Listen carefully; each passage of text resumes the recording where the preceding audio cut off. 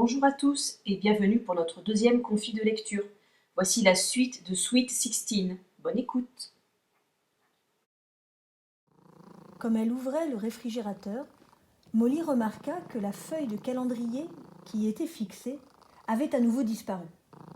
Depuis qu'il n'y avait plus qu'un seul aimant pour le retenir, il n'était pas rare de le retrouver par terre, voire à l'autre bout de la cuisine, quand le vent soufflait plus fort qu'à l'accoutumée.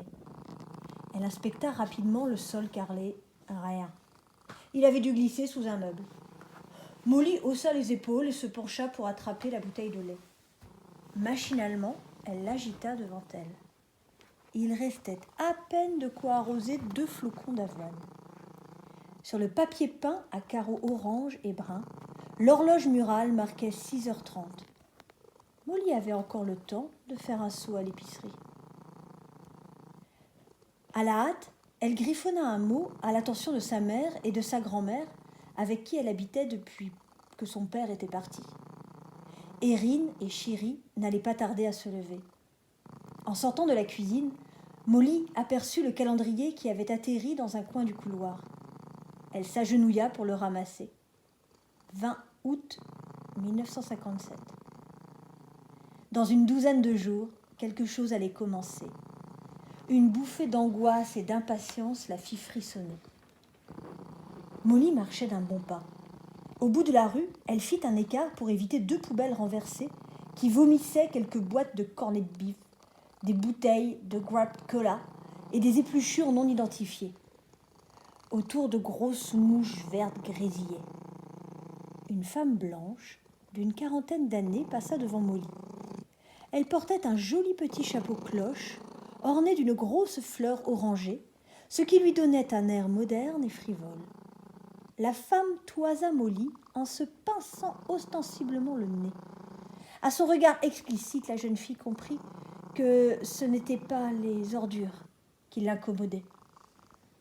Molly obliqua à droite et arriva aux abords de Horace Mann, son collège. C'était un bâtiment sans âme, à la façade morose, mystérieusement et systématiquement oublié des programmes de rénovation. Molly s'immobilisa devant l'entrée. En cette période de vacances scolaires, tout était calme, comme laissé à l'abandon. Bec au vent, un merle était posté sur le banc en ferraille, près du chêne sous lequel elle avait parlé à Vince pour la première fois. L'arbre était malade. Il était prévu qu'il soit abattu. Molly n'arrivait toujours pas à y croire. Est-ce que ça allait réellement arriver ? Chaque jour qui passait rendait pourtant l'hypothèse plus probable. Molly n'irait plus jamais à Horace Mann. Dans moins de 2 semaines, elle serait censée faire partie des 9 premiers étudiants noirs à pouvoir intégrer le lycée central de Little Rock, un lycée de blancs. Triés sur le volet, ces 9 étudiants noirs changeront l'histoire, avait souligné la presse de l'Arkansas. Molly avait toujours rêvé d'entrer dans une école de blancs, ne serait-ce que par curiosité. Tout y avait l'air tellement plus grand, tellement plus propre, tellement plus beau. En l'occurrence, le lycée central de Little Rock était particulièrement renommé, à ce qu'elle avait entendu. On y trouvait des équipements dernier cri, un laboratoire de sciences, des magnétophones pour les langues, et même une cuisine tout équipée pour les cours d'économie domestique. D'excellents professeurs y enseignaient, et plusieurs étudiants avaient reçu une bourse Rhodes. En résumé, rien à voir avec sa petite école à elle, dans laquelle le corps enseignant devait redoubler d'inventivité pour pallier le manque de moyens. Le merle s'envola du banc de ferraille, et Molly reprit son chemin songeuse. Elle avait beau avoir grandi dans ce quotidien-là, elle était tout à fait consciente de l'iniquité de la situation. La vie des Noirs semblait être faite d'un ingénieux assemblage d'injustices courantes, ne visant qu'à une chose, les maintenir à leur place, c'est-à-dire sous les semelles des Blancs. Séparés mais égaux, promettait glorieusement la loi depuis 80 ans. Quelle foutaise! Et pas seulement dans les écoles. Les exemples étaient légion. Les toilettes pour noirs dans les magasins, Encore fallait-il les trouver, relégués au fond d'un dédale de couloirs sombres et sales. Les fontaines d'eau qui leur étaient réservées, poussiéreuses et jamais nettoyées. Pourquoi la justice avait-elle édicté une telle loi si c'était pour la laisser fouler aux pieds sans même lever le petit doigt? C'est peut-être pour cela, et aussi parce que sa grand-mère chérie l'avait élevée dans l'idée que les Noirs méritaient les mêmes chances que les Blancs, que Molly s'était déclarée volontaire pour intégrer le lycée central 3 ans auparavant. Le souvenir lui paraissait si lointain, presque irréel. Elle avait tout juste 12 ans et demi. Ce jour-là, elle n'avait pas vraiment prêté attention à cette histoire. De toute façon, tous les ségrégationnistes de la ville se lèveraient comme un seul homme pour empêcher pareille chose de se produire. L'idée lui avait donc semblé tellement fantaisiste qu'elle n'avait même pas jugé utile d'en informer sa mère et sa grand-mère. Alors, au fil des jours et des mois, elle avait oublié. Jusqu'à ce coup de téléphone au début du mois d'août. C'est Erin qui avait décroché. Sa mère était d'abord restée sans rien dire, et Molly s'était demandé quelle nouvelle on avait bien pu lui annoncer. L'arrivée d'un demi-frère ou d'une demi-sœur chez son père? Le divorce de Grace Kelly et de son prince français? Un énième conflit avec ces sauvages de soviétiques? Erin avait doucement reposé le combiné et s'était retournée vers sa fille. Ses yeux noirs l'avaient aspirée au bout d'un tunnel sans fond. Puis elle avait parlé, d'une voix que Molly n'avait jamais entendue. La candidature de Molly avait été retenue par le lycée central de Little Rock. Comme quelques rares autres étudiants noirs, elle pourrait y faire sa rentrée au mois de septembre. C'est après le mot « septembre » qu'Erin avait explosé. « Quand est-ce que tu avais prévu de nous en parler?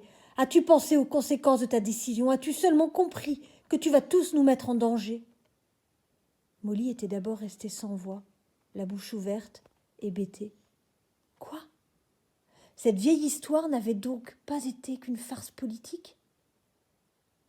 Et pourquoi ne ressentait-elle que maintenant? Un paquet de noirs se sont fait lyncher, et pour moins que ça, ma petite fille avait hurlé sa mère. Les cris d'Erin avaient contraint Molly à redescendre sur terre au milieu du salon. La moquette verte était épaisse, mais le choc avait tout de même été rude. Elle était loin d'avoir imaginé une telle fureur, une telle panique. Alors elle aussi avait pris peur. Le souvenir de tous ces noirs tabassés pour un mot ou un regard de travers. Sous l'œil goguenard et complice de la justice, tout lui était revenu en tête, et la portée de son geste lui était apparue dans toute son éclatante horreur. « Pauvre petite dame noire !» avait répété sa mère. Cela faisait maintenant 10 bonnes minutes que Molly patientait derrière le comptoir de l'épicerie. 2 clients blancs étaient entrés après elle, et le propriétaire des lieux s'était empressé de les servir, volubile et obséquieux. Madame avait-elle besoin d'être livrée? Ne voulait-elle pas se laisser tenter par ces pommes de véritables petites merveilles de texture et de saveur? John Smith était un homme rondelé, aussi odieux avec les noirs qu'il était mielleux avec les blancs. À croire qu'il avait fait exprès de s'installer dans ce quartier à forte dominante afro-américaine pour avoir tout le loisir d'humilier les habitants. Quand la dernière cliente eut refermé la porte de l'épicerie, John Smith entreprit de vérifier le compte de sa caisse enregistreuse. Ignorant totalement Molly, il se mit à composer des petits tas de piécettes réguliers. Molly tout sauta légèrement. Pas de réaction. John Smith commençait une deuxième rangée. « Bonjour » tenta faiblement Molly. L'épicier leva sa tête pouponne, l'air mauvais. Immédiatement, Molly détourna les yeux. Croiser son regard n'aurait fait qu'envenimer la situation. « Qu'est-ce que tu veux » aboya Mr. Smith. « 1 litre de lait, s'il vous plaît. »« T'as de quoi payer ? Je fais pas crédit, et encore moins aux négros. » C'était la seule épicerie du quartier, et cela faisait une bonne dizaine d'années que les Costello s'y approvisionnaient. Ils avaient toujours payé sur le champ, et Smith le savait pertinemment. Molly se dépêcha d'aligner ses 45 cents sur le comptoir. L'épicier posa ses mains écartées de part et d'autre des pièces, puis souffla d'une voix arrogante et sucrée. « De toute façon, ça tombe mal. J'en ai plus. » Molly fixa incrédule les dizaines de bouteilles qui brillaient derrière lui. « Mais, et... » Du plat de la main, John Smith tapa sur le zinc. « T'as pas compris ce que je t'ai dit. Il y en a plus. » Molly ramassa ses pièces et en toute hâte les fourra dans son porte-monnaie. « Regardez-moi ça, ça veut venir dans nos lycées alors que c'est même pas foutu de comprendre ce qu'on dit. » Molly referma la porte de l'épicerie, faisant carillonner l'entrée. C'était loin d'être la première fois qu'elle devait faire face à ce genre d'humiliation, mais elle n'arrivait toujours pas à la laisser glisser sur elle, comme lui répétait sa grand-mère. Le sac vide et la mort dans l'âme, elle reprit le chemin de la maison. Tant pis pour son petit déjeuner, elle se passerait de lait. Molly regarda sa montre. Il était déjà 7h05. Si elle ne se dépêchait pas, elle allait finir par se mettre en retard. Elle courait sur le trottoir quand un vieil homme noir la stoppa. Malgré la chaleur, le vieil homme portait un épais chandail troué à l'épaule. « Pourquoi les personnes âgées ont-elles tout le temps froid ?» s'interrogea Molly qui transpirait déjà. L'homme demanda « C'est toi ? Tu es l'une des étudiantes, hein ? C'est bien ça ?» Sans attendre la réponse, il ajouta « Je te reconnais. Ils ont mis votre photo dans le journal. J'ai gardé l'article. » Il lui secoua le bras avec une force que son âge n'aurait pas laissé deviner. « N'y va pas, tu entends ? On a déjà bien de la chance d'avoir des écoles. Est-ce que tu comprends ça ?» Molly se dégagea de l'emprise du vieillard. Elle fit quelques pas en arrière en bredouillant une réponse qu'elle ne comprit pas vraiment. Puis comme elle lui tournait le dos, elle l'entendit crier « Tu finiras sur une carte postale !» Molly s'imagina pendue à un lampadaire, les pieds se balançant dans le vide. Vieux fou. Elle se remit à courir. Elle n'avait qu'une envie, rentrer à la maison et pour éviter de croiser qui que ce soit d'autre. Depuis que l'intégration au lycée central avait été annoncée 15 jours plus tôt, son quotidien avait radicalement changé. Et pour commencer, n'importe qui se croyait autorisé à donner son avis. Toute la ville ne parlait plus que de cela. La radio, la télévision et les journaux en faisaient leur chou gras, revenant sur les tenants et les aboutissants, le contexte juridique et les possibles conséquences d'un tel bouleversement.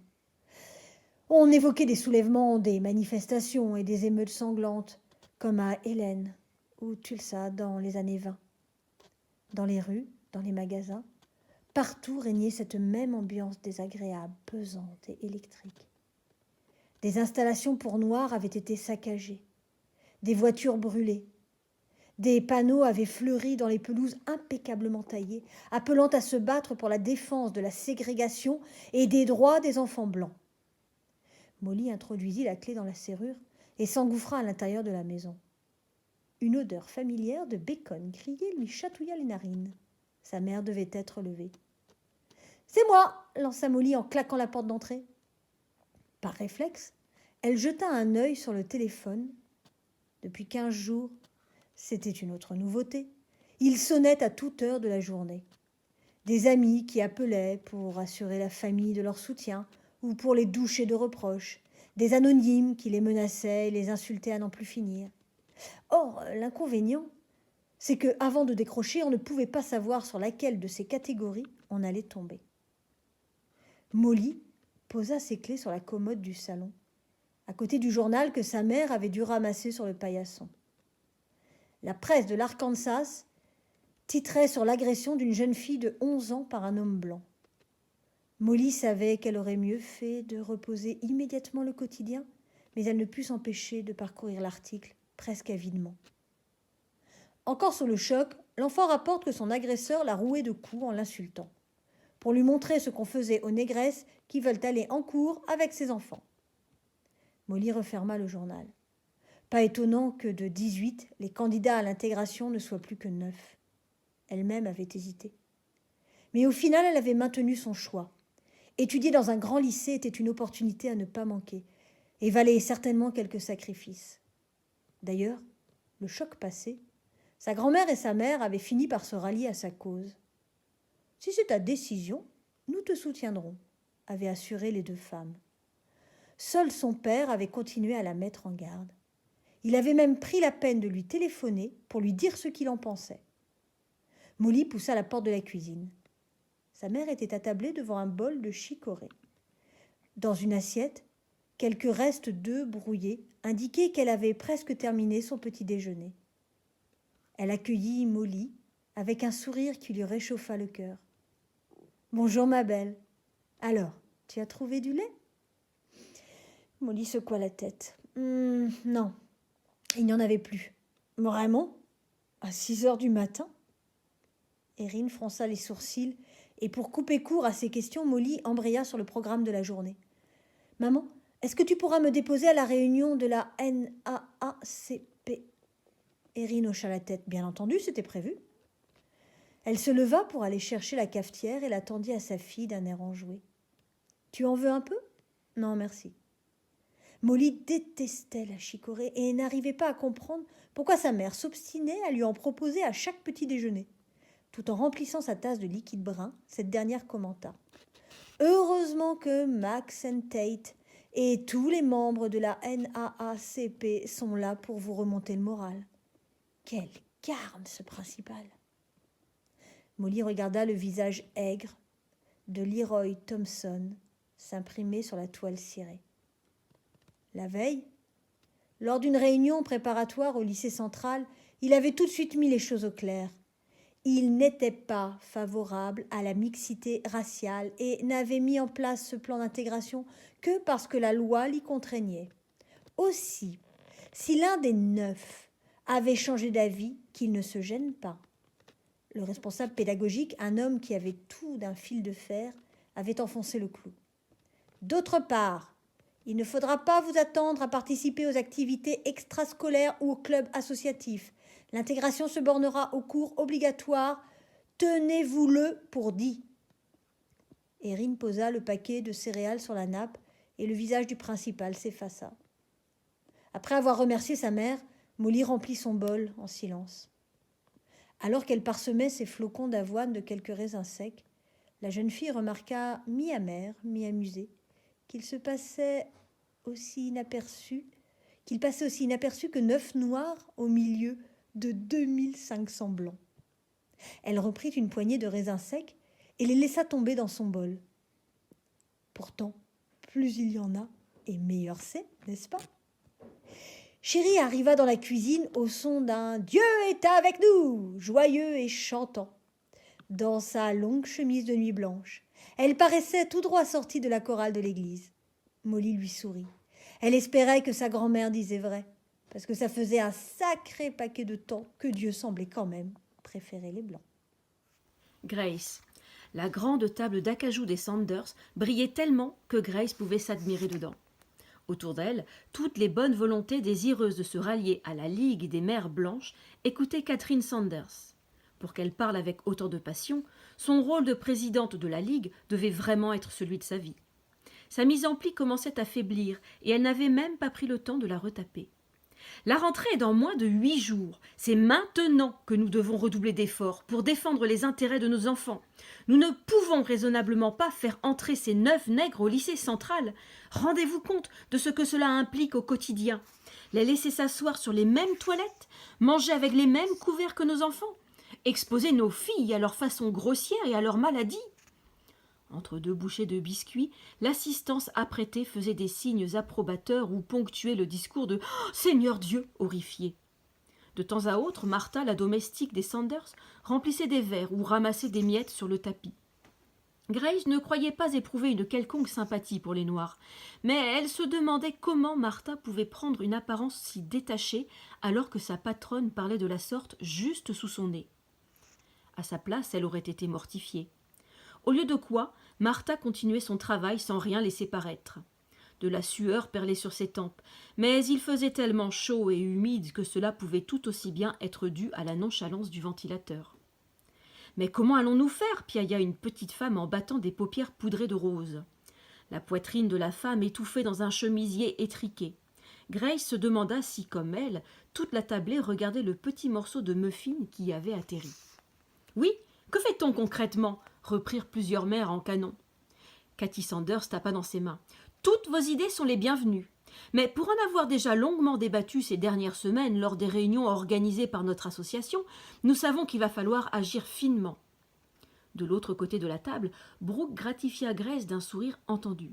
Cette dernière n'avait pas forcément eu très envie d'assister à ce petit goûter, mais Brooke avait tellement insisté qu'elle s'était laissée convaincre. « Tu ne vas quand même pas me dire que tu veux étudier à côté d'un nègre » avait demandé Brooke. Dorothy avait ajouté « Ou déjeuner. La seule place des nègres au lycée, c'est à la cafétéria, derrière le comptoir. » Grace avait alors accepté, sans compter que cela ferait toujours un prétexte supplémentaire pour apercevoir Sherwood, le frère aîné de Brooke, qu'elle trouvait plus qu'attirant. D'ailleurs, elle n'était pas la seule. La moitié des filles du lycée auraient vendu leur mère pour sortir avec lui, ce qui avait achevé de la convaincre. Ce serait elle, Grace Anderson, qui l'inviterait au bal de fin d'année, et personne d'autre. Catherine Sanders reprit. « Les faits sont simples. L'abolition de la ségrégation dans les écoles publiques a été édictée par la loi. La seule manière d'en stopper l'avancée est donc de démontrer qu'elle met en danger la sécurité de nos enfants. » Une autre mère se mit à crier, très agitée. « Mais cela la met déjà. Dieu sait de quels instincts ces nègres sont animés. Je ne veux pas retrouver ma fille égorgée. Ou contaminée par une maladie honteuse, ajouta une autre en fourrant un bout de gâteau dans sa petite bouche plissée. Grace se recula pour laisser Martha lui servir un verre d'orangeade. Chez elle, il y avait également une domestique noire, et bien qu'elle l'ait bercée, changée et amusée pendant toute son enfance, Grace devait bien reconnaître qu'elle n'avait contracté aucune maladie spécifique. Loin de là. Entre Grace et Minnie, une vraie complicité s'était nouée. Non, plus que de la complicité, de l'amitié. Mrs. Sanders hocha la tête avant de répondre. « Mesdames, je partage votre opinion, mais au regard de la justice, cela n'est pas suffisant.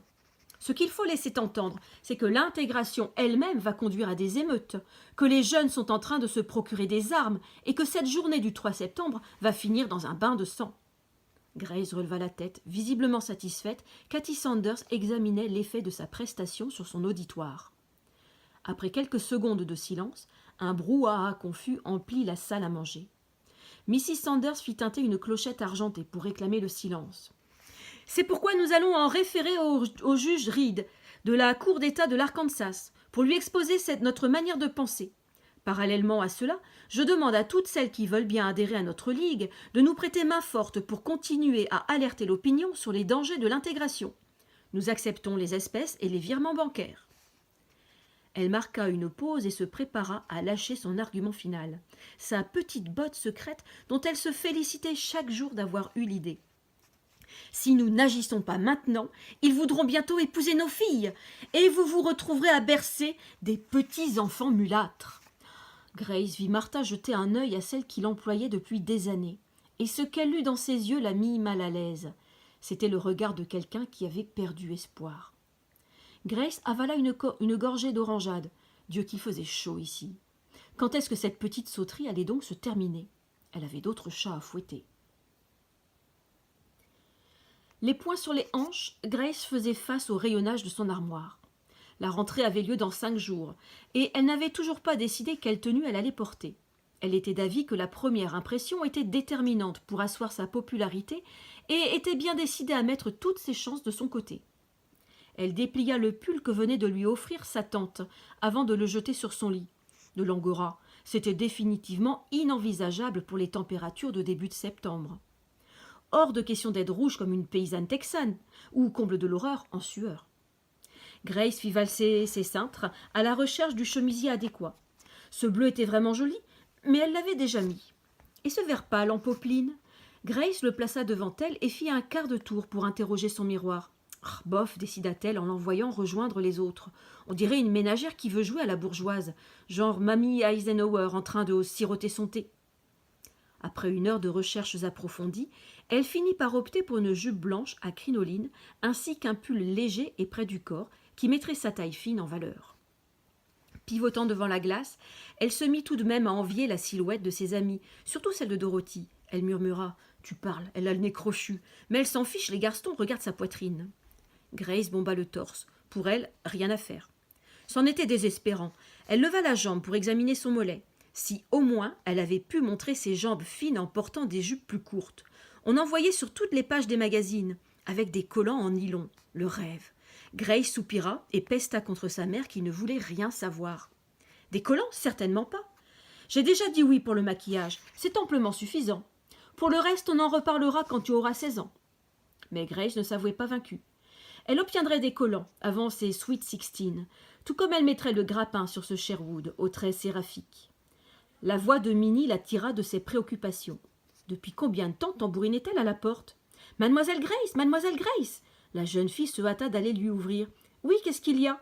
Minnie répondit. « Téléphone pour vous, c'est Miss Brooke.